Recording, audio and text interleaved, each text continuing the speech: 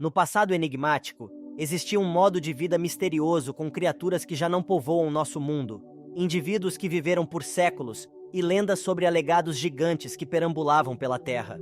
Este período, conhecido como a Era Pré-Diluviana, desperta a curiosidade de muitas pessoas. Os primeiros capítulos do livro de Gênesis na Bíblia contêm registros dessa época. De acordo com as Escrituras, a civilização humana daquela época alcançou grandes conquistas, mas também perpetuou uma cultura marcada pelo pecado. Mas o que terá acontecido no mundo antes do grande dilúvio? Como era a vida das pessoas naquele tempo? Estas são as respostas que você descobrirá neste vídeo. No entanto, antes de começarmos, peço que você se inscreva no canal e ative o sino de notificações para receber os próximos vídeos. Estou aqui para te guiar em sua jornada espiritual diária. Segundo a Bíblia, a primeira família na era pré-diluviana foi a família de Adão. Após serem expulsos do Jardim do Éden, Adão e Eva estabeleceram-se e tiveram filhos e filhas. O primogênito desse casal foi Caim, que infelizmente se tornou o primeiro homicida desse período ao tirar a vida de seu próprio irmão Abel. Após cometer esse terrível pecado, Caim recebeu uma marca de Deus e fundou uma cidade na terra de Nod, nomeando-a em homenagem ao seu primogênito, Enoque. Essa cidade é a primeira mencionada no livro de Gênesis, capítulo 4. É importante ressaltar que, de acordo com a narrativa bíblica, o homem foi criado por Deus como um ser racional e moralmente responsável desde o início. Embora o homem possa ter experimentado progresso intelectual ao adquirir conhecimento e desenvolver novas tecnologias, a Bíblia não sugere um processo evolutivo da espécie, como algumas teorias científicas afirmam. Quando examinamos os relatos bíblicos sobre a época anterior ao grande dilúvio, fica claro que as pessoas daquele período eram avançadas.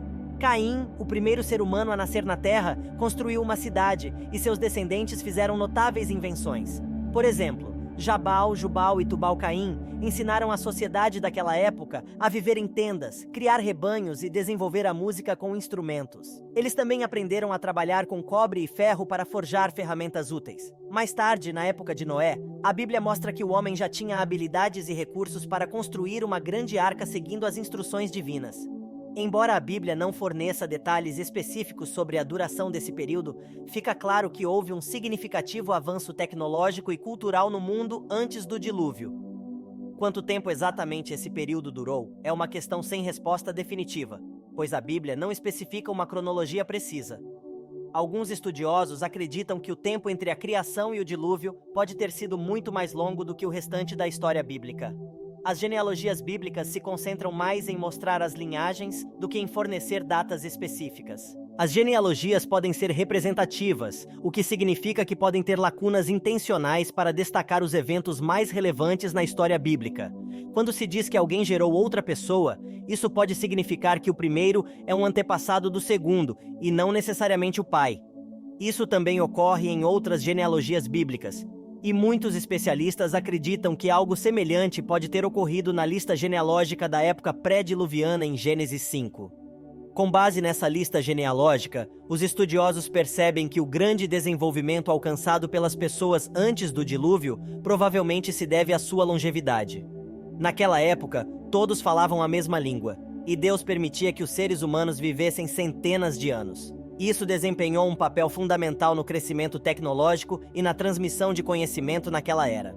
Embora existam outras interpretações sobre a longevidade das pessoas antes do dilúvio, a interpretação mais tradicional e amplamente aceita pelos estudiosos cristãos é que aquelas pessoas realmente viveram centenas de anos, conforme registrado no texto bíblico. Certamente o pecado desempenhou um papel marcante no desenvolvimento antes do dilúvio. A Bíblia menciona que o estilo de vida pecaminoso de Caim se espalhou rapidamente pelo mundo pré-diluviano.